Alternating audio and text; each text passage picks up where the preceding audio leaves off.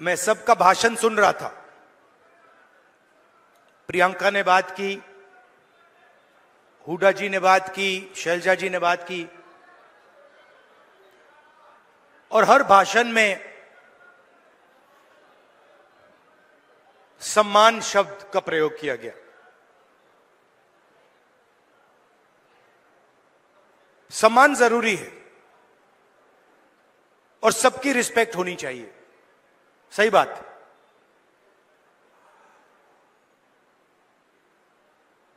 मगर उतनी ही जरूरी बात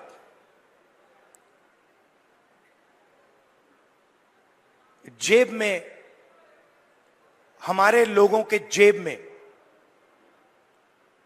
कितना पैसा जा रहा है और जेब में से कितना पैसा खींचा जा रहा है। आपके पास सामान हो, मोदी जी आपकी 24 घंटा रिस्पेक्ट करें, मगर 24 घंटा आपके जेब में से पैसा निकलता जाए और आपके जेब में पैसा ना आए तो सामान हो सकता है मगर भूखे मर जाएंगे।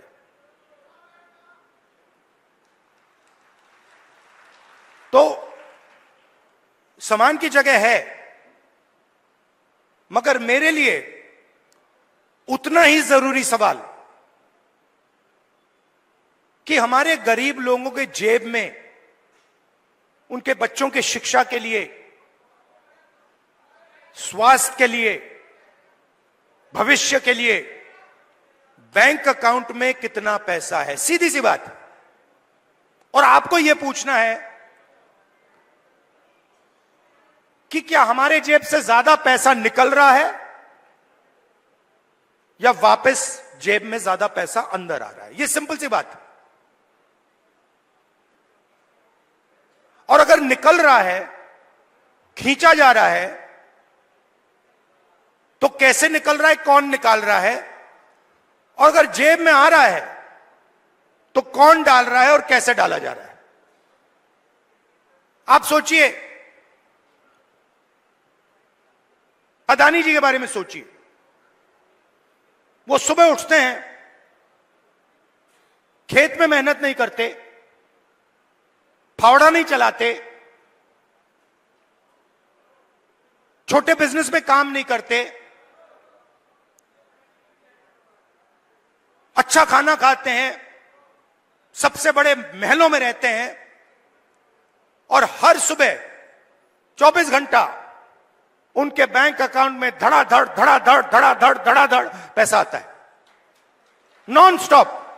मतलब जैसे सुनामी आती है ना, वैसे ही उनके बैंक अकाउंट में पैसा घुस रहा है।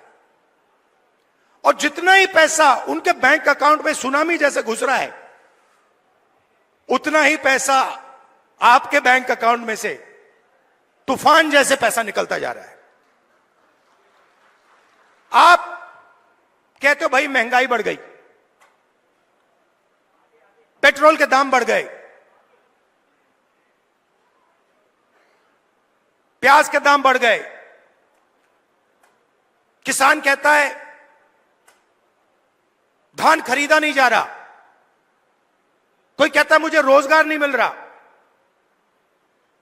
अभी मैं अमेरिका गया,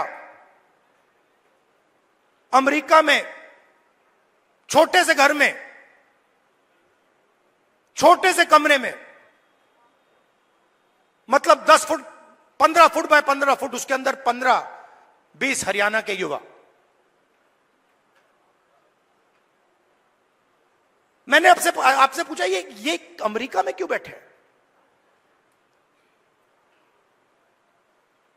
ये हरियाणा से क्यों भागे। उनसे मैंने पूछा, पता नहीं आपने वीडियो देखा नहीं देखा, उनसे मैंने पूछा भाई आप बताओ हरियाणा में इतनी कमी क्या है कि आप गए। कहते हैं राहुल जी हम सिर्फ गए नहीं, जान पर खेल कर गए। पहले हम टर्की गए, टर्की के बाद हम कजाकिस्तान गए, कजाकिस्तान के बाद हम कोलंबिया गए, कोलंबिया के बाद सूरीनाम, सूरीनाम के बाद पनामा, पूरी दुनिया के चक्कर काटे, बोट में गए, बोट डूब गई, हमारे दोस्त मरे, हमारे आंखों के सामने डूबे, जंगल में माफिया के लोगों ने गोली मारी, जो चल नहीं पा रहा था उसको उड़ा दिया, खत्म कर दिया, हमने उसकी लाश देखी, वीडियो दिखाया उन्होंने। हमारे लॉयर्स ने कहा भैया इसको वीडियो को आप न मत दिखा देना। वहां पे एक साथ खाना पका रहे हैं, एक मुझे कहता है राहुल जी मैं ट्रेलर में रहता हूं, हर रोज कोई ना कोई आकर मुझे पीट देता है, हर रोज कोई ना कोई आकर मुझे पीट देता है, वो ड्रग्स लेते हैं और रात को आके मुझे मारते हैं। दूसरा कहता है भाई राहुल जी मेरा एक्सीडेंट हो गया, मेरा पूरा पेट बाहर निकल गया, मैं चल नहीं पाता हूं। उन्होंने मुझे कहा जाके हमारे परिवार से मिलिए। मैंने कहा क्यों? कहते हैं राहुल जी हम इनको 10 साल के लिए नहीं मिल पाएंगे, 10 साल के लिए हम ना अपनी माता, ना अपने पिता, ना अपने बच्चों को देख पाएंगे, क्योंकि अगर हम वापस गए तो वापस अमेरिका नहीं आ पाएंगे। मैंने पूछा कितने पैसे लगे, मतलब जेब से कितना पैसा निकला रोजगार ढूंढने के लिए? कहते 50 लाख रुपए लगे। मैंने कहा कहां से आए? आधे कहते खेत बेचकर, दूसरे किया लोन किस लिया 2% प्रति महीना, मतलब साहूकार से लोन लिया। अगर कोई 2% प्रति महीना लोन ले लेता है वो बच नहीं सकता, उसमें डूबेगा वो।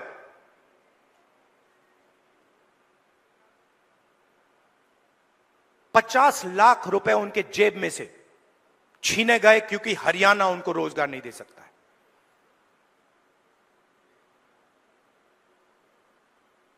कहां गए? किसके हाथ में गए? क्यों गए? फिर मैं वापस आया, वायदा किया था, करनाल गया, 5 बजे सुबह परिवार से मिला, वीडियो कॉल चल रही है। मैं सोच रहा हूं ये हो क्या रहा है। एक तरफ अमेरिका में डैलस में 20-25 युवा, हिंदुस्तान का फ्यूचर वहां बैठा हुआ है, इस तरफ माताएं, बहनें, बेटे, हम बातचीत कर रहे हैं। मैं परिवार से बोल रहा हूं और बात करते हुए एक छोटा सा लड़का देव दौड़ता हुआ कंप्यूटर के पास जाता है, कंप्यूटर को ऐसे पढ़ता है, पकड़ता है, चिल्लाता है पापा पापा पापा पापा वापस आओ। पापा मुस्कुरा रहा है, मैंने देखा ये मुस्कुराना नहीं चाहता है, ये रोना चाहता है, मगर इसको अपने बेटे के सामने मुस्कुराना पड़ रहा है। क्यों? क्योंकि उसके जेब में से हर रोज पैसा निकाला जाता है। उसे कहा जाता है महंगाई है। क्यों है? क्योंकि अंबानी और अदानी जैसे लोग हिंदुस्तान के किसानों से, मजदूरों से उनका हक छीनते हैं, उनकी कमाई का पैसा छीनते हैं। हर रोज होता है, नया कानून बनता है, कहा जाता है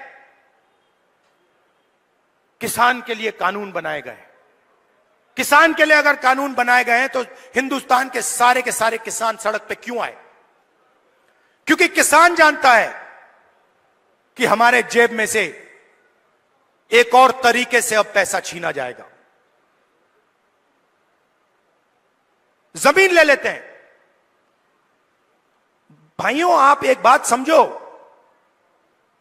आप एक दुनिया में हो जहां आप जमीन खरीदते हो। अगर आपको जमीन चाहिए, आप किसी और के पास जाते हो, कहते हो भैया मुझे जमीन चाहिए, वो आपसे कहता है ये 50 लाख की जमीन है, 50 लाख रुपए दो, 1 करोड़ रुपए दो, मैं आपको जमीन दूंगा। ये नॉर्मल होता है, हिंदुस्तान के हर नागरिक के साथ होता है, ये अंबानी अदानी के साथ नहीं होता। अदानी कहता है मोदी जी से, मोदी जी मुझे ये जमीन अच्छी लग रही है, कोई पेमेंट की जरूरत नहीं। हिंदुस्तान के किसान को परे कर दिया जाता है। नया शब्द विकास। विकास के लिए जमीन चाहिए। किसकी जमीन? गरीबों की जमीन, किसानों की जमीन। अमीरों की जमीन नहीं चाहिए विकास के लिए। मतलब अदानी जी से 1 एकड़ कभी नहीं लिया गया विकास के लिए। अंबानी से 1 एकड़ नहीं लिया गया विकास के लिए। हिंदुस्तान के किसानों से रोज विकास के लिए जमीन ली जाएगी। खेत खत्म हो गए, धान नहीं खरीदा जाता, सही रेट नहीं मिलता, फिर आप भगते हो सेना की ओर। आप कहते हो चलो यहां काम नहीं हुआ, चलो आर्मी में जाते हैं, बॉर्डर पे खड़े हो जाएंगे, देशभक्ति की आग है उसे जलाएंगे और वहां खड़े हो जाएंगे। फिर मोदी जी कहते हैं नहीं भैया, वहां से भी हम आपके जेब में से चोरी करेंगे। यह अग्निवीर स्कीम नहीं है, यह गलतफहमी में मत रहिए। यह जवानों की पेंशन चोरी करने का तरीका है। सीधी सी बात है। जो नॉर्मल जवान होता है उसे पेंशन दी जाएगी, पूरी जिंदगी उसे पेंशन दी जाएगी। जिसको अग्निवीर नाम दिया है उसे पेंशन नहीं मिलेगी। मतलब अग्निवीर से उसके जेब से पैसा छीना गया है। कहां गया? अदानी जी की जेब में। आप देखिए बड़ी बड़ी उनके, जाइए वेबसाइट पे जाइए, Adani defence. Adani defence Israel की कंपनी है, अमेरिका की कंपनी है, उसमें अदानी को लेना देना नहीं है। इजराइल की कंपनी हथियार बनाती है, उस पे अदानी का लेबल लगता है। कारतूस बनाती है, ड्रोन बनाती है, उस पे लेबल लगता है अदानी। और हिंदुस्तान की सेना अदानी से खरीदती है, मार्जिन अदानी बनाता है, उसका आधा राजनीतिक दल को मिल जाता है, मोदी जी की मार्केटिंग में चला जाता है। तो सम्मान बहुत जरूरी है, मगर पैसे के बिना सम्मान मिल ही नहीं सकता। और मेरा लक्ष्य, जितना पैसा मैं बता रहा हूं आपको, याद रखो, जितना पैसा इन्होंने अदानी अंबानी को दिया है उतना पैसा मैं हिंदुस्तान के किसान, मजदूर, गरीब, दलित उनके जेब में डालने वाला हूं। एक ना एक तरीका निकाल कर, एमएसपी दिलवाकर, कर्जा माफ कर मैं बता रहा हूं, जितना नरेंद्र मोदी ने इनको दिया ना, आप देख लेना, उतना पैसा हम कांग्रेस पार्टी में गरीबों को देने वाले हैं। सिंपल सी बात है, सिंपल सी बात है। आपके जेब में से कितना निकल रहा है और जेब में कितना जा रहा है। लोकसभा चुनाव में हमने बात कही, मैं आपको बताऊं मजे की बात। हमने कहा कि हम चाहते हैं कि हिंदुस्तान के हर गरीब महिला के बैंक अकाउंट में 1 लाख रुपए डालना है। वो सारे एक्सपर्ट खड़े हो गए, मैं बता रहा हूं आपको, सारे एक्सपर्ट खड़े हो गए, नहीं नहीं नहीं नहीं नहीं नहीं, नहीं हो सकता, करा नहीं जा सकता, ऐसे नहीं होता। मैंने उनसे कहा देखो भैया, आप एक्सपर्ट हो, आपको जो बोलना है बोल दो, मगर 1 लाख रुपया हिंदुस्तान की गरीब महिलाओं के बैंक में जाएगा। आपको अच्छा लगे ना लगे, आपको जो कहना है, जो करना है कर लो, मुझे कोई फर्क नहीं पड़ सकता। अगर 16 लाख करोड़ रुपया अदानी जैसे लोगों का कर्जा माफ हो सकता है, तो मैं बता रहा हूं 16 लाख करोड़ रुपया आपका कर्जा माफ हो सकता है। और मैं ये नहीं कह रहा हूं कि भैया उनका मत करो, इनका करो। मैं कह रहा हूं कि अगर अरबपतियों का हो सकता है तो फिर किसानों का हो सकता है। अगर आप न्याय चाहते हो, आप चाहते हो कि किसान का कर्जा माफ ना हो, मोदी जी कहते हैं किसान का कर्जा माफ नहीं होना चाहिए, तो फिर ठीक है, हर किसान इस बात को एक्सेप्ट करेगा, मगर फिर अदानी का भी 1 रुपया माफ नहीं होना चाहिए। अगर आप कहते हो कि अदानी का पैसा माफ होगा तो फिर किसान का होगा, मजदूर का होगा, स्टूडेंट्स का होगा, माताओं बहनों का होगा। और अगर आप चाहते हो कि हिंदुस्तान के किसान का कर्जा माफ ना हो, हम एक्सेप्ट करने को तैयार हैं, मगर फिर अरबपतियों का नहीं होगा। मगर अगर आप उनको पैसा देते हो तो इनको देना ही पड़ेगा। हम ये दो हिंदुस्तान नहीं चाहते, हमें एक हिंदुस्तान चाहिए, न्याय का हिंदुस्तान। इसीलिए हरियाणा में हमने 3-4 कदम लिए हैं और इन चीजों का लक्ष्य एक ही है, आपके बैंक अकाउंट में पैसा डालना।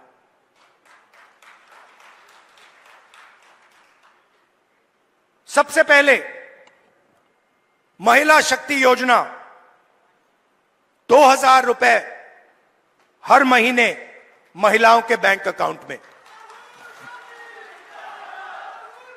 आजकल गैस सिलेंडर कितने का है? कितने का लगता है गैस सिलेंडर? 1200, 700 रुपए, मतलब 500 रुपए का गैस सिलेंडर में लगेगा, 700 रुपए आपके बचेंगे, जेब में 700 रुपए जाएंगे। सामाजिक सुरक्षा, जो ओल्ड पेंशन स्कीम है उसको हम फिर से लागू करेंगे और 6000 रुपए हर महीने के विधवाओं को, बुजुर्ग लोगों को और डिसेबल्ड लोगों के बैंक अकाउंट में जाएगा। युवाओं के लिए सरकार में 2 लाख खाली रोजगार है, 2 लाख पोजीशन, मतलब 2 लाख लोगों के जेब में से नरेंद्र मोदी जी ने पैसा काट रखा है।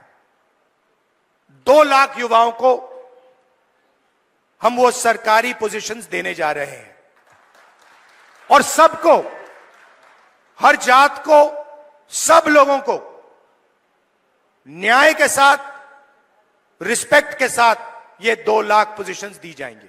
सीधा आपके जेब में पैसा जाएगा हर महीने बैंक अकाउंट में।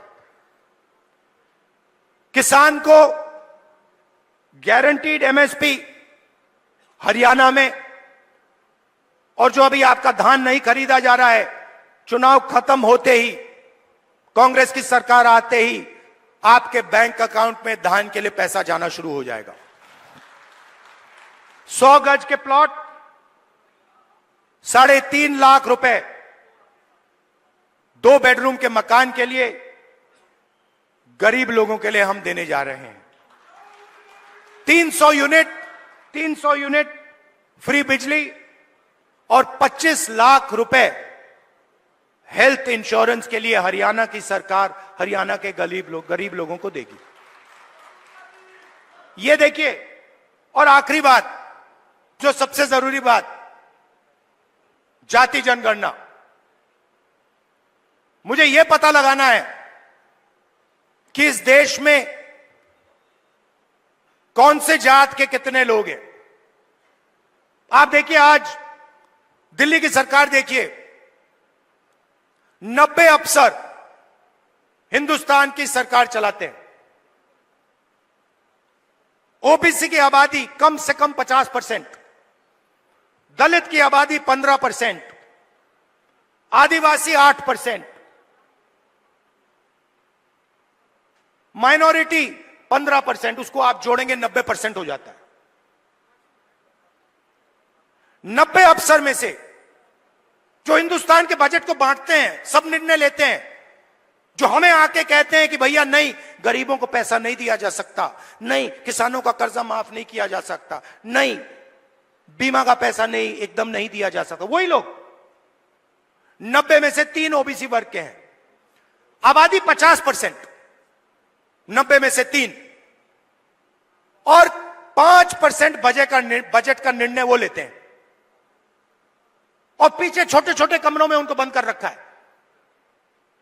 बड़ी मिनिस्ट्री में नहीं मिलेगी उनको, छोटी सी मिनिस्ट्री मिलेगी। बड़ी मिनिस्ट्री में वही 8-9% के लोग, उन्हीं परिवारों के लोग, काम चलता जाएगा। दलित 15% है। 100 रुपए में से 1 रुपए का निर्णय दलित अफसर लेते हैं। 15% आबादी, और अगर हिंदुस्तान की सरकार 100 रुपए खर्च करती है तो 1 रुपया दलित अफसर निर्णय लेता है। इसीलिए मैंने कहा है, कांग्रेस पार्टी ने कहा है, हम ये जानना चाहते हैं इस देश में कितने दलित, कितने आदिवासी, कितने पिछड़े वर्ग के लोग हैं, और यह भी जानना चाहते हैं कि इस देश का जो धन है, जो संस्थाएं हैं, जो बिजनेसेस हैं, उसमें दलित कितने, आदिवासी कितने, पिछड़े कितने, ये हम पता लगाना चाहते हैं। छोटा सा उदाहरण देता हूं आपको, आप चौंक जाओगे, हिल जाओगे। आप खेती करते हो, लगे रहते हो, आप छोटा बिजनेस चलाते हो, नोटबंदी लग जाती है, गलत जीएसटी लग जाती है, आपको दबाया जाता है, कुचला जाता है। फिर मैं आपसे पूछता हूं, 90% आबादी है आपकी दलित, आदिवासी, पिछड़े, माइनॉरिटी, और गरीब जनरल कास्ट, उसमें 5% और जोड़ दो, 95% आपकी आबादी।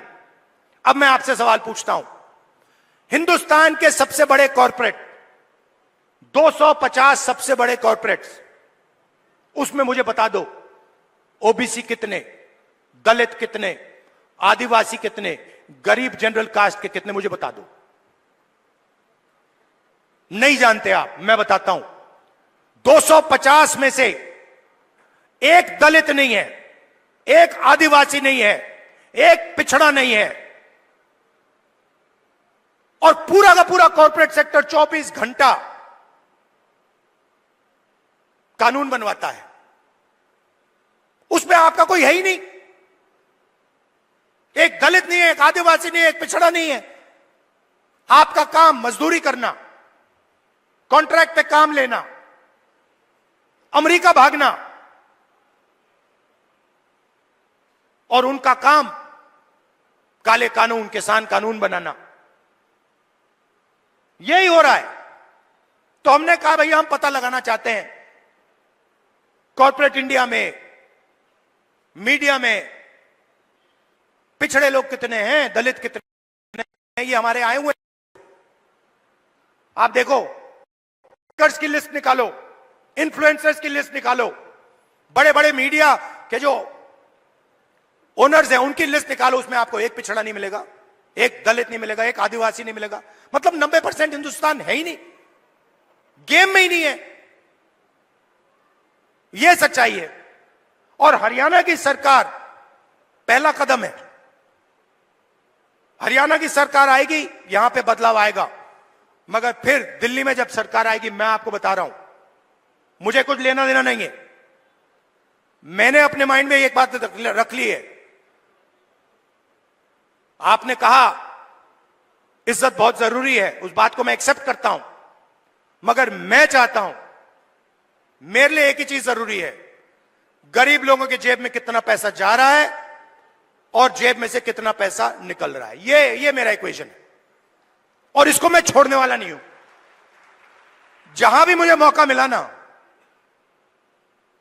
जहां भी मुझे मौका मिला, जो इस देश को चलाते हैं, किसान, मजदूर, गरीब लोग हाथों से चलाते हैं, खून पसीना देकर चलाते हैं, जहां भी मुझे दिखाओ उनके बैंक अकाउंट में पैसा डालूंगा।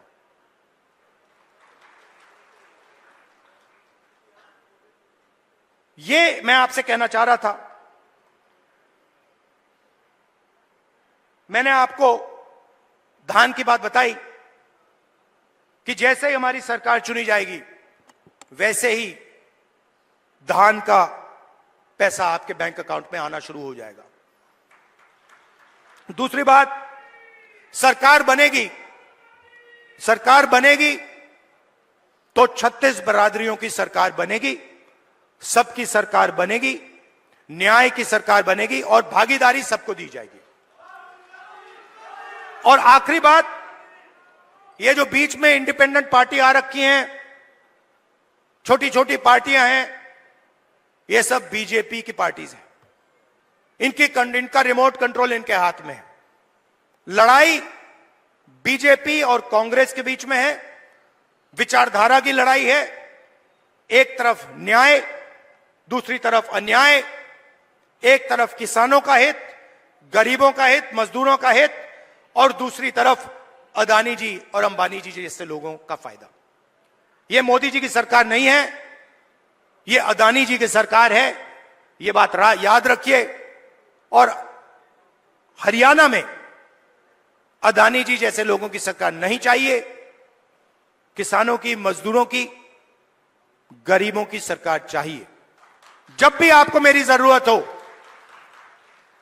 जब भी आपको मेरी जरूरत हो, पार्लियामेंट में भाषण करवाना हो, कोई मुद्दा हो आपका, सरकार पर प्रेशर डलवाना हो, यहां हरियाणा में आके आपसे बात करनी हो, आपको सिर्फ ऑर्डर देना है। आपको कहना है राहुल इधर आओ, मैं हाजिर हो जाऊंगा। आप सबका दिल से बहुत बहुत धन्यवाद, नमस्कार, जय हिंद। और कांग्रेस के कार्यकर्ता, नॉर्मली क्या होता है, आमतौर से क्या होता है, बब्बर शेर अकेले दिखते हैं। जंगल में एक बब्बर शेर दिखता है, एक शेर दिखता है। यहां पे हजारों हमारे शेर आए हुए हैं। एक साथ बाहर जाकर निकलो, बीजेपी को यहां पे हराओ। धन्यवाद, जय हिंद, नमस्कार।